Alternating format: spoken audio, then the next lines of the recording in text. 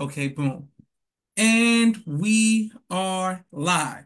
I want to thank everyone for tuning into a very special edition of Off the Record on the People's Podcast this afternoon. We have a magnificent guest with us today, one who is going to give us some amazing information as well as inspiration, and that is none other than our sister Pame'la. We're gonna work it out. Pame'la. Pame'la. Pame'la. Pame'la. Got Yeah. it. Boom, I got it. Got it like that. Pame'la. Got it. Pame'la. Muhammad out of Phoenix, Arizona. First of all, assalamu alaikum, ma'am. Walaikum salam, sir. Peace, Thank you very family. much. And thank you for your patience with me with the name because I want to make sure I get it correct. That's okay. Um, yes, ma'am. So this 2 weekends ago, I had the honor of being in Arizona for the white carpet event, and I got to meet you and interview you on the podcast. So that was great. So I just want to thank you for your having your hospitality, your warm spirit, and welcoming us and so many people to the city of Phoenix, Arizona. So thank you for that. Thank you so much. It was truly an honor. And I tell you, the event was just absolutely phenomenal. It was history in the making. And I was so proud to be a part of history. All praises due to Allah. Yes, ma'am. Now we want usually I start off with the beginning, but with you, because I just saw you 2 weeks ago, we're gonna go from the white carpet. When I was interviewing you on the white carpet, you told me that you've had experiences with the wheels. That's absolutely correct. I first became experienced with the wheels in Cincinnati, Ohio. I was pregnant with my third daughter, and upon me being pregnant, I used to see them all in the sky, and I was like, "Oh my gosh," because when you hear about it, it you really would have that doubt, and that's pretty much what I had. I was like, "There's just no way. There's just no way. There's got to be a plane."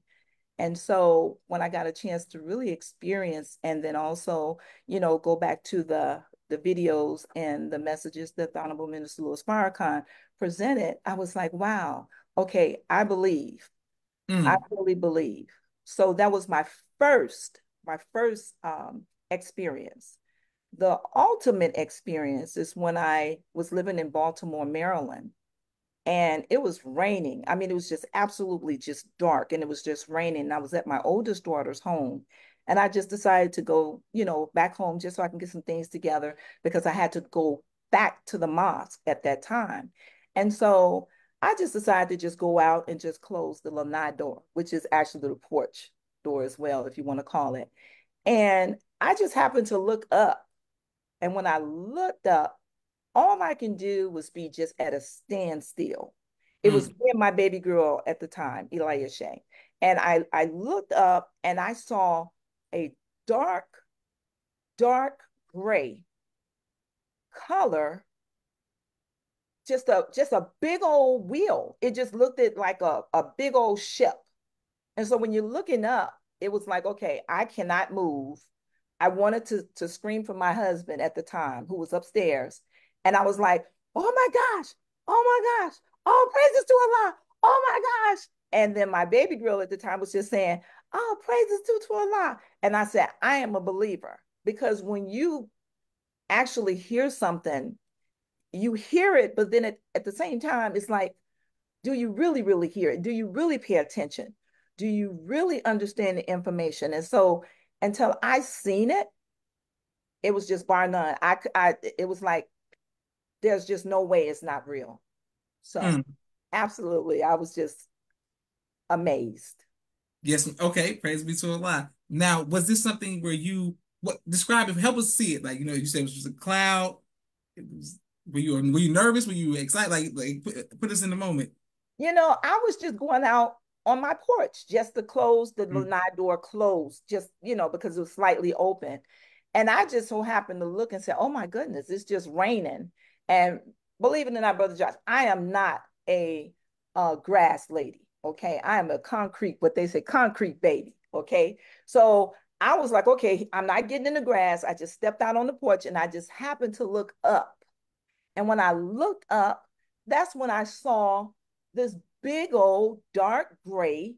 It looks like a steel machine mm, hovering over the apartment complex I lived in. mm. And so when I looked up, I saw nothing but like little dark uh parts like windows, you know. And so when I looked up, it was like, okay, oh my God, oh my God, oh my God, oh my God. That's all I could say. I could not move. Okay. So seeing was truly believing. Yes, ma'am. Seeing was absolutely believing. All praise to Allah. Now let's stay here with the. Did you see any people? Did you see any beings? Did you see? You just saw No, that. Okay. no, Okay. no, no, sir, I did not. Yes, ma'am. Praise be to Allah. That's beautiful. Okay. And first of all, Sister Miriam says assalamu alaikum, alaikum salam. Sister Naima says assalamu alaikum, family, alaikum salam. And she says, whoa, people, are showing you nothing but love. All right. People's So, podcast loves hearing stories, bear witness to the teachings of Most Honorable Elijah Muhammad. yeah. Okay. So after that, how did you tell people what you experienced? Well, first of all, I told my husband, and I was like, oh my God, honey, I saw the mothership, the mother plane. And he said, I don't want to hear that. You could have came and woke me up. And I was like, honey, we could not. But I got a chance to share with him, and he was like, wow, this is beautiful. And he's seen the sightings as well, when we're Mm, in Cincinnati at that particular time, and my daughter. But it was just when you try to tell people things, especially when they're not familiar with the nation, they was like, I have brothers, they were like, yeah, right, whatever, you know. Sometimes people say, that's just what? What's that, a movie you just saw? No, absolutely not. This is mm, real. This is mm, real life. This is something that has taken, and I mean, Brother Joshua, you would just be at a standstill like I was. I mean, it was something that I actually heard the minister talk about, and then mm. yet coming in plain sight with it. You understand what I'm saying? Yes, And it ma'am. was like, okay, all right, I'm not gonna move. I'm not gonna move. I'm not gonna move. And so I could not move. I was just that astonished on what it was that I saw. Mm. All Yeah. praise be to Allah. Praise be to Allah. Yes, ma'am. And now, was this an ongoing thing, or was that just the one time? I saw two. It was Okay. one in Cincinnati, Ohio, and then in Baltimore, Maryland. And then Praise. I'm out in Phoenix. I see them all the time. Mm, Praise mm. be to Allah. Yes, ma'am. Now, when you see them in Phoenix, because everybody talks about it, my brother used to live in Phoenix, and just being on the white carpet, you weren't the only one. You were one of many people who come up and said, I've seen them. I've seen them from Maricopa to Scottsdale to Tucson. The people have all these different. When you see them, what do you what do you say? Say, all praises due to Allah. I am so happy to be part of the Nation of Islam. Yes, ma'am. Hey, whenever you get a chance, come get me. No, I'm Okay, just yes, ma'am. praise be to Allah. Okay, good. Because I, as someone who grew up in a nation baby, I just don't. I've never had the experience, and I'm always like, man, what would I do? I think I'm just be like, I don't want to get scared. I don't, what I'm saying? I don't know what I would do. So when I listen to people, I'm like, what y'all do? Y'all just been saying Assalamu alaikum. Y'all say, I don't know. So I just, I'm very fascinated that Allah speaks to you all and gives you that blessing that He Yes, can that you can bear witness to that. Because that's beautiful. yes, Oh yes, ma'am. And my sister Miriam says, where were there any flashing lights? yes. I see flashing lights. Yes, ma'am. Beautiful. And Yes, and hopefully, Sister Miriam, that you can watch Answered Part Two, The Coming of God, and you can, see the breakdown because we want to talk about the movie.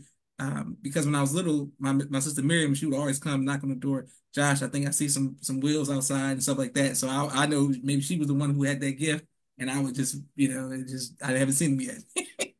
Praise yes, be to Lord. Allah. Praise be Mhm. to Allah. Yes, ma'am. But the movie, how I mean, so how was the film? How did it, impact you? The movie was absolutely phenomenal. I feel that it was put together in a way to where everyone, even a baby, could really recognize what was going on. When Mm, I tell you this was history, Brother Joshua, it was history because everything was laid out. Any question or any doubt that you had in your mind was absolutely answered. mm, It was absolutely answered. It was so much of a documentary where we had others that have shared, a lot of the history facts, and I was just blown away. I was pretty much there, because I had other things to take care of, but then at the same time, I had to allow myself to have my mind be ostrated to the point to where I was able to take the information in because Mm, it's history. I have grandbabies, I have family and friends that I need to make sure that get to see this document, Tori, of a movie because it's something that you don't have to really try to convince someone to see because this is being seen all over the world, the that's sighting. right. That's right. And so I am truly grateful for us here in Phoenix, Arizona, being able to have it shown the first time. And be honest with you, I want to see it again. I can't wait until it's available because I'm going to make sure I add this to my collection. Again, this is history in the making, and this is something that our family and, like I said, I have grandchildren. They need to be able to know, about the sightings as well. All praise due to Allah. Okay. When did you first hear the teachings of the Most Honorable Elijah Muhammad? I heard the teachings of the most honorable Elijah Muhammad. Believe it or not, my grandmother was in the first term back in 75. And so as a little girl, I remember going to the mosque. And, as you get older, things happen, life happens. And I was actually re-educated again back in 97. Mm, Back in 97, that's when I came, to the meetings I had, went to special events. And at this time, I was in Milwaukee, Wisconsin, Muhammad's Mosque number 3. And when I came in, I was able to hear even more so of the teachings, being apart for so long as a young girl with my grandmother at that particular time. all praise due to Allah. Yes, ma'am. So you're saying who would say, how did you were little when you heard the teachings? Somebody was saying your grandma? Yes, yes, absolutely. My grandmother was in the first term. Okay, okay, okay. Yes, ma'am. Yes, praise be to Allah, prior 75. Yes, ma'am. So this is in Cincinnati. No, I'm actually originally from Chicago. Okay, okay. Okay. Born and raised on the west side of Chicago, Cabrini Green, Robert Taylor Mm, home. Uh, mm. and so as a young girl, my grandmother was part of the first term. And I remember going to the mosque as a young girl, being able to be a part of the nation because um, in my grandmother's home, she was studying under the teachings, and my grandfather at the time was under Christianity. And so um, that's pretty much how I got exploited to the nation. All praise due to Allah. And what are your grandparents' name, ma'am? Um, well, my grandmother, her name was Annie, and she had her ex, and then she had it changed it to Muhammad. Mm, Grandfather, he was just Robert John. beautiful. Okay, yes, ma'am. And your parents' names? My mother, her name is Olivia, and my father, his name is James. All praise due to Allah. Excellent. Okay. So you when you're not in Bellwood, Maywood, Cabrini Green, West Side of Chicago, you do all of that. How do you get from there to Milwaukee? Okay.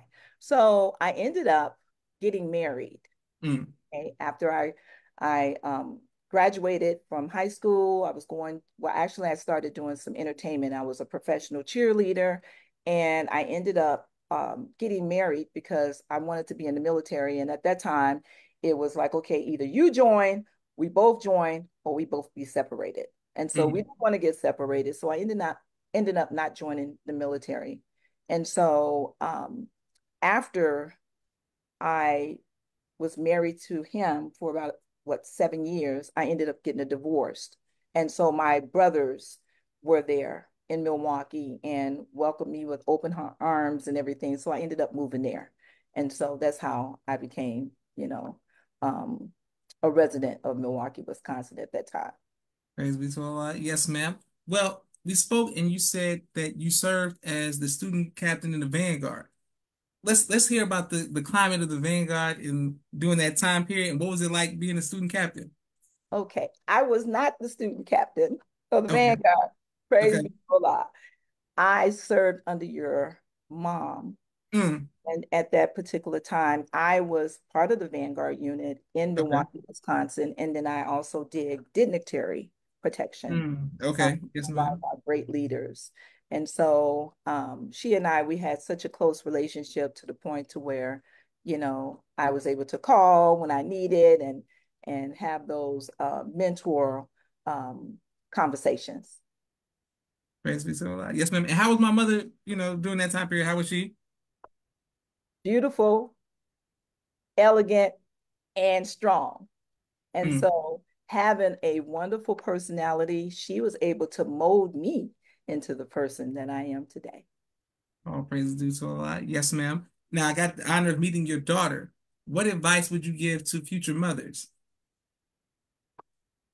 Oh, that is such a great question. Future mothers, as far as with myself, I was in the nation. And so the only thing that I can really stay focused on was the word and being able to listen to our leader and be able to stay embedded into our class. Mm, Because when I mm, came in, Brother Joshua, I was dead. Okay. I was dead. And it was so much of a deadened state for me to where I wanted to commit suicide. mm, And so I met a couple brothers that were stationed, posted out in front of Walgreens. And they gave me a final call because my mindset was to end it. So I had everything that I went in to get from Walgreens. Now we're talking about before I even conceived my daughter. mm, This is the mindset that I had to the point to where I wanted to commit this act. But what saved my life was that final call newspaper. I picked it up, I opened it up, and it was talking about the woman, the importance of the woman. mm, mm. And then at that time, it showed a picture of it was this art, and I'm not for sure who it was by, but it was a sister that was combing her child's hair. Okay, okay. And I was like, oh my gosh, if I end my life, how would I find out how to do this? Mm, mm, You know, Coming from a strong background of a military presence in my household, because both of my parents were militant people because they were part of an organization in Chicago. How could I even think about that? I wanted to serve and protect. But at the same time, I was like, okay, if I have any more children, because I have two older children, if I wanted to have any more children, how could I be that example of a mother to them? mm, mm, You see, so just staying focused on my class, listening to the Honorable Minister Louis Farrakhan, and just being part of a really strong sisterhood nationwide, brotherhood, family. You hear me? Going to Savior's Day, being a part of a family reunion that does not end, mm, and just seeing and then wanting to be a stewardess and saying, okay, this is the only way that I can do things right is just be that ideal woman so that I can teach my sister who does not know, or my brother that has a wife or a sister who does not know how mm, to be proper, and at the same time how to be modest, okay? And then at the same time, how to be that ideal woman. And so it's a lot that I had to share, but that's basically, I just showed by example, and I just put it real and just basic and say, this is what you have to do. And this is what you have to really see. And what my child sees is a Muslim home, and she sees a mother and father in the home that's striving to be stewardesses and servants of Allah. all praises to Allah. Excellent. Yes, ma'am. Now I want to stay with the suicide. Many Yes, sir. people have battled that and are battling that. What advice would you give to people about? Um, Now you said you were going into the store. Were you going to get a weapon? You were I going. Brother Joshua, I went in because I wanted to get a full, a full um um parts of different things that I needed. I had Mm, matches, I had a rope, I had um, I don't know if you know these little gauges, it's like, that you would secure items to. So I was like, I was prepared. I had vodka. Okay, now back in the day, since Pame'la, coming from the world. That's mm, basically what I was. I wanted to have my last drink, okay? And I had my vodka.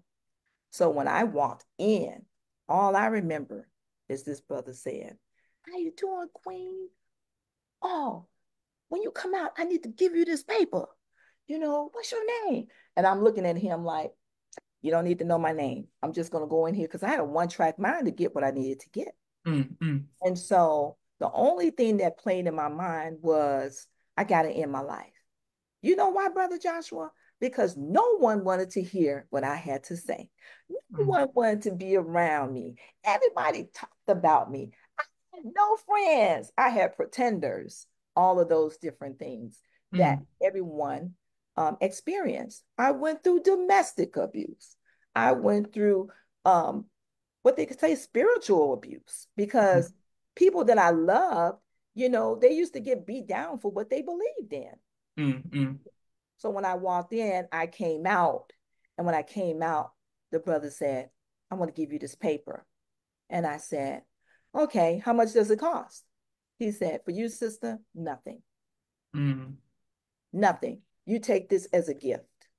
And be honest with you, Brother Joshua, I came out of the store. I ain't had no money. I spent it all on my supplies that I had. Okay. Yes, yes, man. And so I said, okay. And at that time, I was eating honey buns. That was my favorite. I was eating a honey bun. Yes, man. I was coming out. And the only thing that I did was I opened up that paper, laid it on the um the front seat, and I had my supplies on the floor. Mm, And I had my Snicker next to the paper. Okay. mm, mm, And so when I drove down to the lakefront, I was like, okay, I'm gonna go ahead and listen to my music. I was listening to my music and I was like, yeah, okay. And I'm talking about this music was like, a lot of profanity, things like that, because I love me some rap, hip mm, hop. I picked up the Final Call newspaper and it was talking about the value of the woman. And I said, oh, I said, okay, yes, these sisters are beautiful. Yes.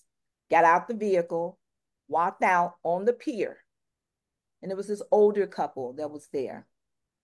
And they looked at me, and when the older gentleman said to me, "What are you doing here, young lady?" Because the park is getting ready to close at 6 o'clock. mm, I mm, was like, "Oh, yes, sir." I said, "I'm just here." He said, "No. What are you really doing here, young lady?" I said, "Well," he said, "No." He said, "You have children that you have to think about. You have a strong family that you have to think about." I said, "What? What are you trying to say?" I mean, this old man is reading me. mm, mm. And I'm like, nah. I said, no, you don't know what you're talking about. Not being disrespectful, but I had already had a plan. But I'm going to tell you how Allah is the best planner, Yes, ma'am. speaking through him. And then at the same time, his wife came over and embraced me. Because Mm, see, I was always the the person that had the oh, if you look at her, she ain't gonna cry. If you do this, she ain't gonna get mad. She ain't gonna this. I was more of the person that people would come to receive that relief. You mm, know, mm, they always seen a strong person because that's the way I was taught.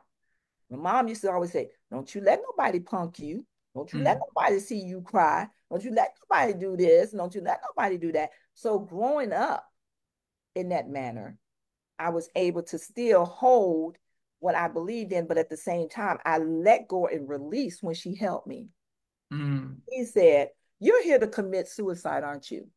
mm, I said, mm. "Yeah, if I did, well, nobody miss me. My children are safe. They're with a friend." My brothers, they're okay. Ain't nobody gonna miss me. Nobody. He said, but I would miss you and I don't even know you. He said, you have Mm, a purpose. And so when they walked away, Brother Joshua, when they walked away, I had a razor blade and I was getting ready to slit my wrist. Because I said, if mm, I did it, I would fall in the water and would nobody know that I was there but those two. mm, Then I said, but you know what? I need to go get me a drink before I do this. I went back to my vehicle, Brother Joshua, went back to the vehicle, sat in the vehicle, drank some of my vodka, picked up that newspaper, the final call. And do you know, I sat there and read that whole article by Minister Louis Farrakhan. That man saved my life. crazy. Those brothers that were on the corner saved my life, Mm, mm. right? Yes, ma'am. And so I said, I can't do this. I can't do this. And do you know when I turned around, Brother Joshua, I did not see the elderly couple that was talking to me. I didn't even see them. Mm, All I mm, saw was a police officer come behind me and say, it's time, it's 6 o'clock. It's time to, the park is closing. And I said, okay, God, what's the purpose? mm, What's the purpose? And then the next day was Saturday. And I said, okay, I'm gonna go ahead and clean up. And I was working a part-time job on the south side in Milwaukee. And then I said, okay, and then I'm gonna go to the mosque. Went to the mosque, accepted, accepted. And I ain't been back.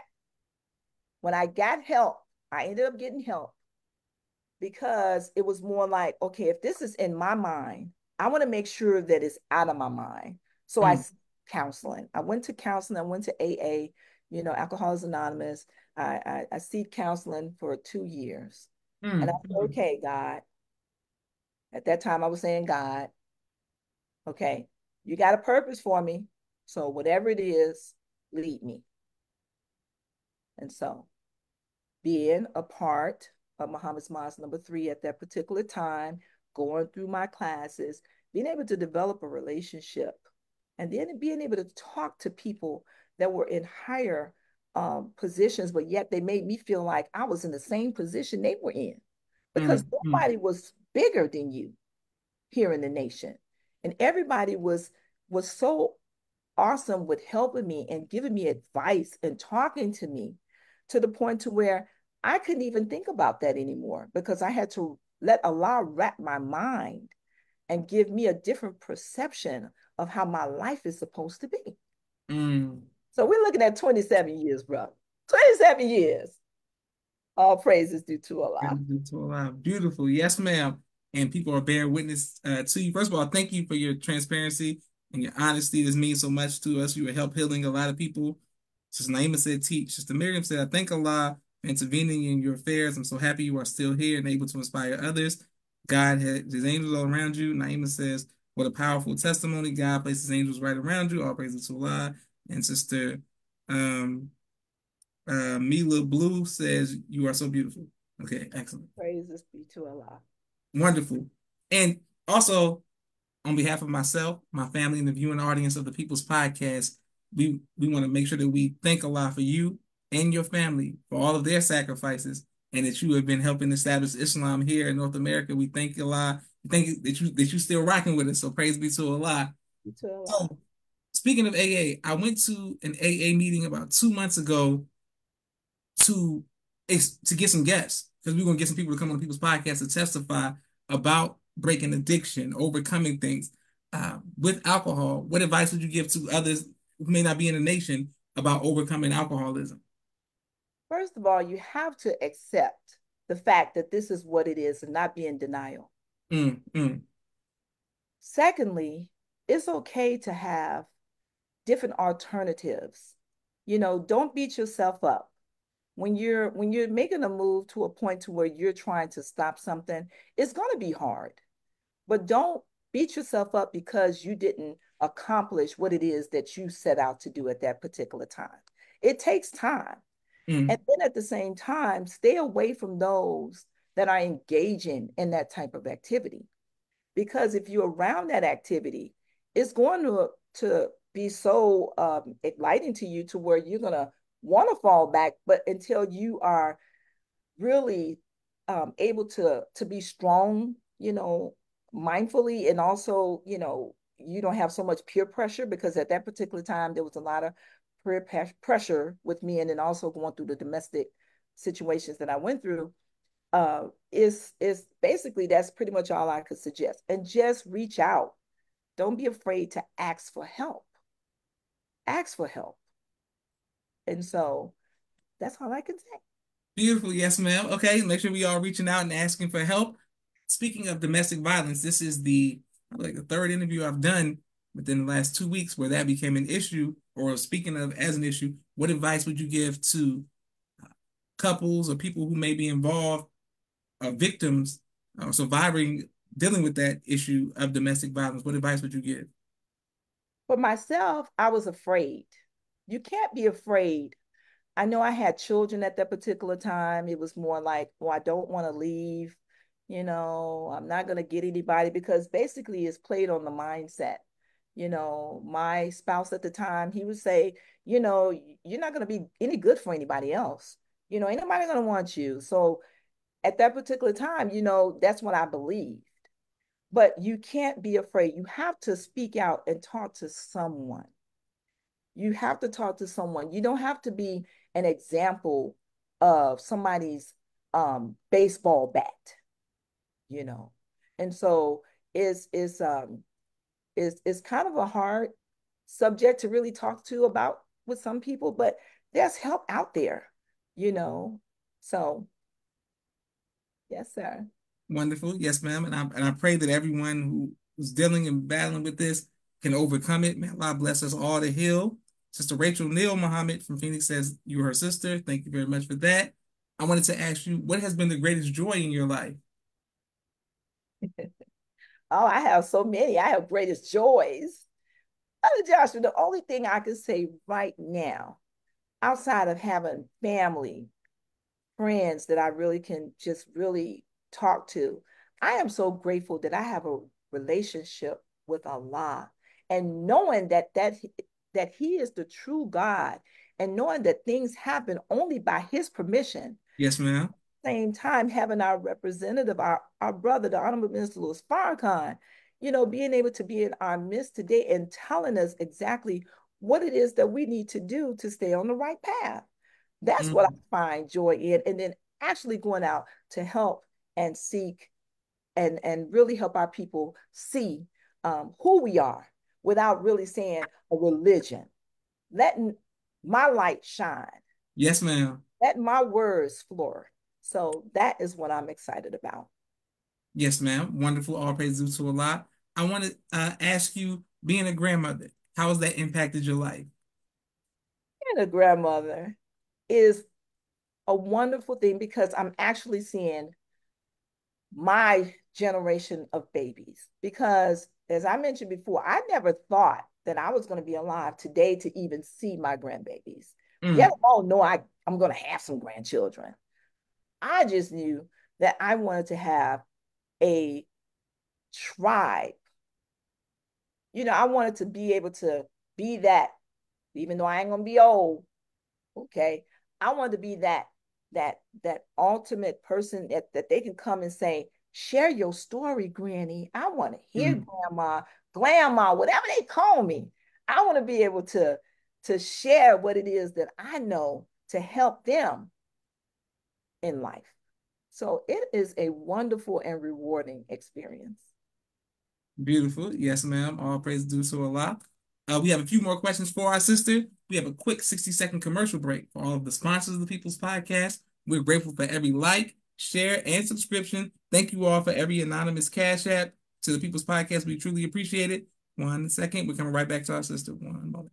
Ooh, there we go. Any of those services. Sister Miriam's ABC I Love Me, children's book and coloring book, Spanish book, all three available on Amazon.com. Sister Naima's Stay on Point Dance Academy, LLC, She teaches ballet virtually to young girls all across the country, right here in the studios of Atlanta Dress in the Best of Fashion. Brother Kenneth's bow tie maker extraordinaire. He'll ship you bow ties anywhere across the nation. Henry Carter's King Henry Turkey Legs, right here in Atlanta, Georgia. Brother Rashad Muhammad's COVID-19 disinfected cleaning services out of Chicago.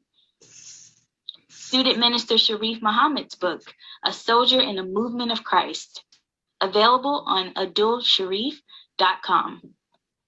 And lastly, Brother Joshua Muhammad's book, Cleopatra, as well as No Father, No Excuse, both available on Amazon. Wonderful. Perfect. And we're right back with our sisters. There we go. Boom. Yes, ma'am. And also Asiatic Minds with Sister Sherry Muhammad. Please enroll your children at AsiaticMinds.com. She teaches STEM virtually to young kings and queens all around the world. AsiaticMinds.com. My next question for you, ma'am, is being a wife. What advice would you give to future wives? The only thing that I can say is have oneness with Allah and have open communication. Mm. Communication is key to a successful marriage. Okay, great. Yes, ma'am. Wonderful. All right. And what type of music do you enjoy listening to, ma'am? Well, hip hop. Okay, okay. I serve as the chairperson here in Phoenix, Arizona, for the Ministry of Arts and Culture. And so Mm. hip hop is actually one of my favorite genres of music. Wonderful. Okay, shout out to hip hop. Now, so you said Chicago, but then you said Baltimore, Phoenix, Baltimore, Milwaukee, as well as Cincinnati. So where did you spend majority of your you say you get your musical taste from, came from which city? I would have to say Chicago. Chicago? Okay, okay, yes, Yes, ma'am. because as a young girl, I did a lot of performances. We're talking about sets, we used to call them. You go to Mm. parties, house sets. I was more the performer and dancer. If you weren't on the floor with at that time, I used to go by the stage name of Pookie. If you weren't there and Pookie was setting it off, it was a boring set, a boring party. I'm up out of there. So I would have to say Chicago. Chicago is where the dance roots began. Okay, yes, ma'am. So you're saying you know how to do footwork and stuff. Absolutely. Okay. I just couldn't. You never I, know. You never know. I've done from ballet down to crump, brother Joshua. That's Yeah, amazing. Like this is why I love the People's Podcast. So I get a chance to hear, people's stories because I would have never guessed if y'all saw her on the white carpet she's just floating around. Nothing about her would have said like, footwork and stuff or ballet. I didn't know. Praise be to Allah. praise be to Allah. Yes, ma'am. Wonderful. And people are bearing witness to you. Sister Deborah says all praise be to Allah. Great. My next question, ma'am, is faith. What advice would you give to the younger generations about holding on to faith?